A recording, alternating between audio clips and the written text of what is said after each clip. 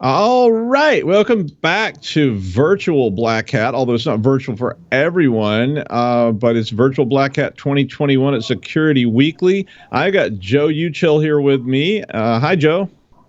Hey, how are you? I'm good. You're not Virtual Black Hat. You're actual Black Hat, or it's just not. Yeah, physical Black Hat. Yeah, it's been an experience so far. It is it's rather quiet. It is. I mean, I didn't know. I really, really, really wanted to come to Las Vegas and see. I drove through New York City last year when it was all shut down. I just happened to be passing by. I was like, I'm going to drive right up Broadway. It was so creepy. It was like a dystopian sci-fi story. I was wondering what Vegas was like. It's Vegas is still. It's still crowded on the streets. It is not crowded at the Black Hat, though. It's if you can see behind me, they had set up a podium for press conferences in the press room, which is going unused for the entirety of it. There are no scheduled press conferences. The trade floor downstairs is about a quarter full of booths. It is largely empty. One of the vendors, F5, put up a sign that said they were not showing up, but you could go to their booth and play with their stuff anyway. A lot of the things that you sort of expect to be here are not here. Like some of the bars aren't open. There's one of the Starbucks carts, that places that you would meet, like the burger place that serves alcoholic milkshakes is closed. It's a very scaled back version of a Las Vegas for these things. I'd spoken to somebody from DEF CON who said that they were only getting about a third of the registrations that they did in a normal year, and then they were expecting a lot of people to back out after. And that seems to be about the case here. There are people, not surprising, but there aren't a ton. I mean, I know people that their companies basically said, look, it's virtual, just attend virtually because, A, it's cheaper, and B, it's like, who knows what's going to happen. Yeah, we're seeing, you see a lot of that right now. Many of the talks have been were recorded in advance. There were some of the talks for DEF CON, people were asking around to try to find new moderators to replace the ones who were not planning to show up. It's hard to say what it's no longer the sales event that I think a lot of the vendors expect it to be, and it's not the networking event or the social event that I think a lot of the normal attendings. It's a sad 2 years. This is the longest I have not actually traveled anywhere in my whole life. I think it's kind of crazy. So, it's been about 18 months for me, but it's nice to finally leave my apartment. Well, I have traveled a little, but not very much, and nothing exciting. So it's kind of like, okay, I have to fly to Baltimore to do this, but okay, yeah. So it's been weird. They built a high-rise building down the street from where I live, and I completely didn't notice. I just left my apartment one day, and there was suddenly like a new towering monolith. Well, I kind of wish I was there. I was really hoping somebody would send me, but nobody did. So I'm not there. You're there. So you're doing Hacker Summer Camp coverage. How's that going? It's interesting. There's still a lot of good content, I think, in terms of the talks, in terms of what people are expecting I think there was a good plan in place for a good Black Hat and a good DEF CON before everything got worse environmentally. Some of the really interesting things that we are anticipating for the week, Secretary Mayorkas from Department of Homeland Security is going to do 2 keynotes, one for each conference. Jen Easterly, who's the new head of CISA, is doing a keynote for Black Hat tomorrow. Cool. And there have been interesting odds and ends of research that I think are worth looking into. Yeah, I was looking at your list of things and seeing which ones excited me the most, and you introduced another one right before we went live, and I think the hacking laws about like hacking laws concerning machine learning was very interesting to me. Would you want to talk about that a little bit? Sure. A group of people, including Kendra Albert from Harvard, Bruce Schneier, people from Microsoft and the University of York, did a joint presentation on how hacking laws apply to adversarial attacks on machine learning, because most of the hacking laws that I think most people are familiar with, things like the CFAA, really only apply to accessing data that you're not supposed to access. But when you look at machine learning attacks, it's things like trying to trick a machine into thinking that your one image is actually an image of something else, or trying to reverse engineer what the data set used for the training algorithm was without actually accessing the data illegally. You're just trying to test the boundaries of an accessible input stream, I guess would be the way to put it. Kendra Albert compared it to playing a game of Go Fish. You're really just sending a bunch of queries and getting a bunch of responses, things that are traditionally legal.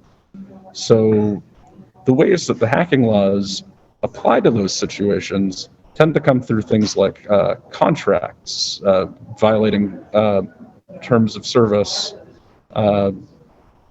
not necessarily in the CFAA context, but in terms of just general contract law.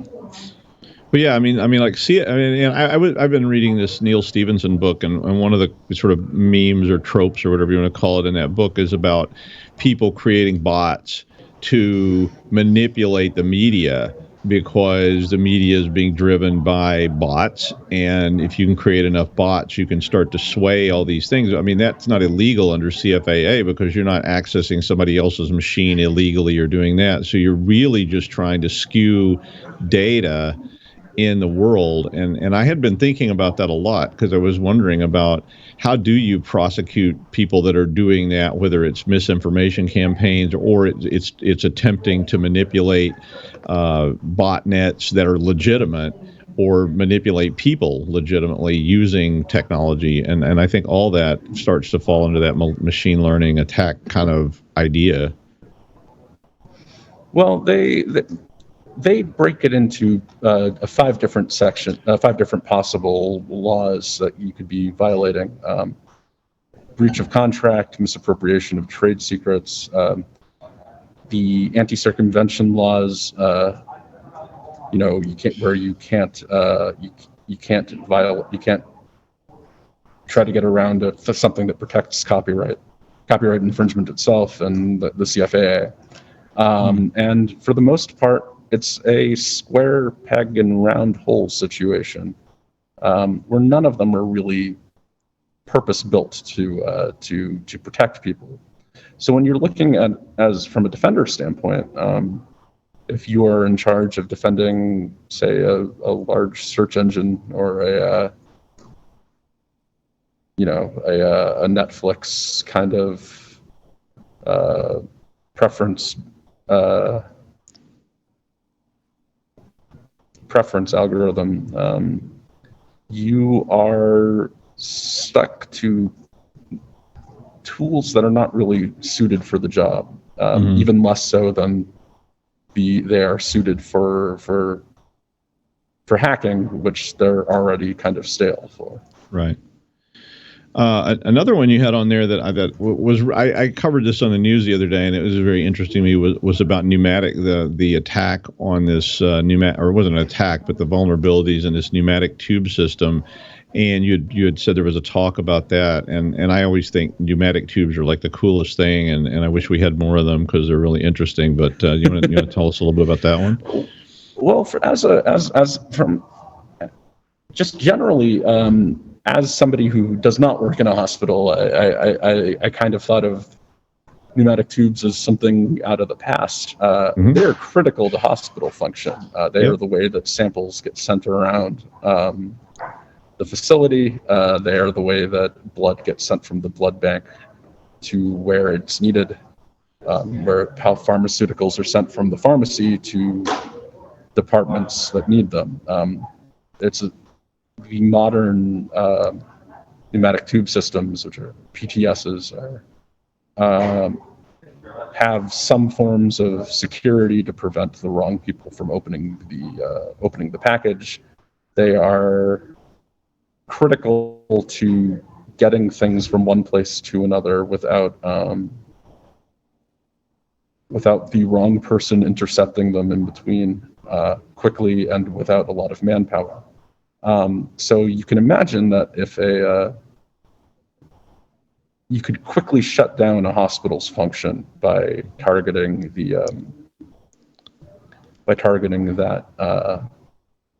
I talked to somebody about that after I saw that story, because it was the same as you. I was immediately going all steampunk on it, and I was imagining these big brass levers and things, and very Doctor Who kind of scenario. And I talked to somebody at a hospital, and they were like, "Oh," and they, like you just said, it was like, "Oh, this is the most critical thing." And I was like, "Oh, that makes a lot of sense actually when I think about it." And it got really scary really fast at that point. The PTS that's being that was involved in this is from Swisslog. It's a major vendor of these kinds of products. I think that according to their statistics, it's something like 3,000 hospitals worldwide, 2,000 hospitals in the United States. And the vulnerabilities that they found cover the gamut, everything from just a variety of different vectors to try to take it down. None of them require authentication on the system. They just require presence on the network. Yeah, there was like 9 vulnerabilities. It was like hard-coded passwords and unencrypted traffic and all kinds of things that sounded. It was all patched according to that article that I was reading about it, but it was still. It was a new thing for me. They released a patch the day before the formal opening of Black Hat on Monday. Okay.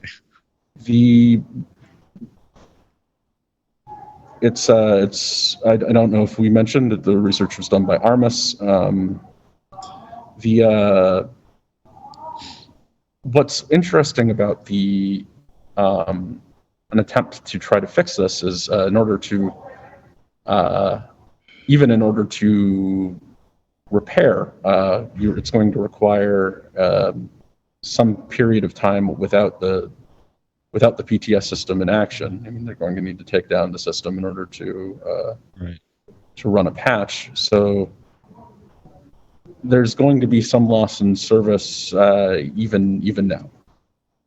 Yeah, because I mean, hospitals are 24/7. You don't get to just say, "Oh, we'll do this on Saturday night when everybody's away." We had those things in a bank that I worked for too, and I've seen them in other banks. So I think they're probably widespread still, because any place you need to send physical things. I know a lot of banks still use those systems for like drive up deposits and things. So they have like a lot of. I've seen pneumatic tubes at banks being used for that, and I want to learn more about them. I think they're quite interesting things. You also had get paid to influence campaigns, which are always a thing and growing in scope. I think actually what one of the things I'd seen was I saw not so much a get paid to influence scheme, but there is there's research being presented on the viability of GPT as an influence mechanism. That's the GPT-3 is the latest version of the artificially intelligent text generator that got really popular a few years ago. From OpenAI, that OpenAI has been holding back to prevent misuse. So as sort of a stand-in for a variety of different projects that are trying to replicate the same success, it does look like for something like Twitter, it will be very effective. The limits to GPT as a text generation service tend to come down to the length of the text that it's generating before the machine learning veers off topic and becomes very apparent. Researchers from Georgetown sort of tested different potential use cases of GPT-3 and influence campaigns, and found that just in their preliminary testing, they were able to influence people they showed generated tweets to, that it appeared to statistically sway opinions on nonpartisan political matters that they were showing people text from. The point that they made when I was talking to them, and the bar for readability of texts of messages on Twitter is pretty low. People use bad grammar and are not the most impressive speakers. They're not Nobel Prize. I mean, it's not the kind of thing that will win a Pulitzer, but it's the kind of thing that is both believable and relatively effective. It's the kind of thing that will be effective at scale. And the scale would really only be limited by the compute cost of generating millions and millions of tweets trying to flood a system. And what that cost would be too high for, say, me to do. It would not be too high for a nation state.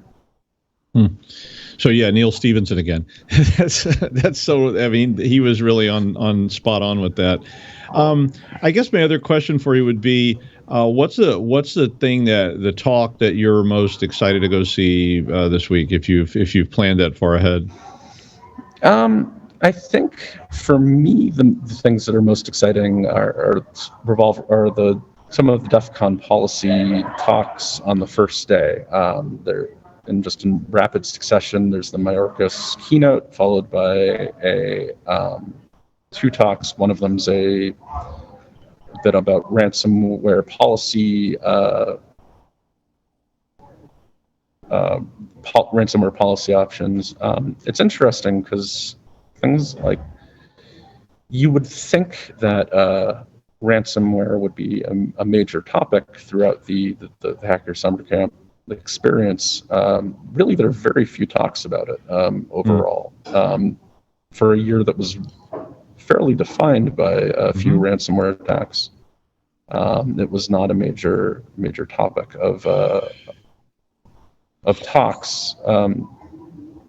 Part of that is because there really isn't too much to differentiate that from other attacks. Yeah. But the policy issues that surround ransomware are, I think, pretty fascinating. The ways that you can try to use legislation or regulation or geopolitical pressure to try to curb a fairly large industry from trying to continue to operate. Cool. All right. Well, anything else you want to tell us about Black Hat? No, I think that's all from my end. All right. Well, thanks, Joe, for reporting in. We all wish we were there with you hanging out, but unfortunately, the Davidoff Cigar Bar will have to spend another year without taking my money. All of us here at Security Weekly wish we could be there in person, but we're not. So thanks again. If you want to learn more about SC Media, check out scmagazine.com. Thanks for joining us.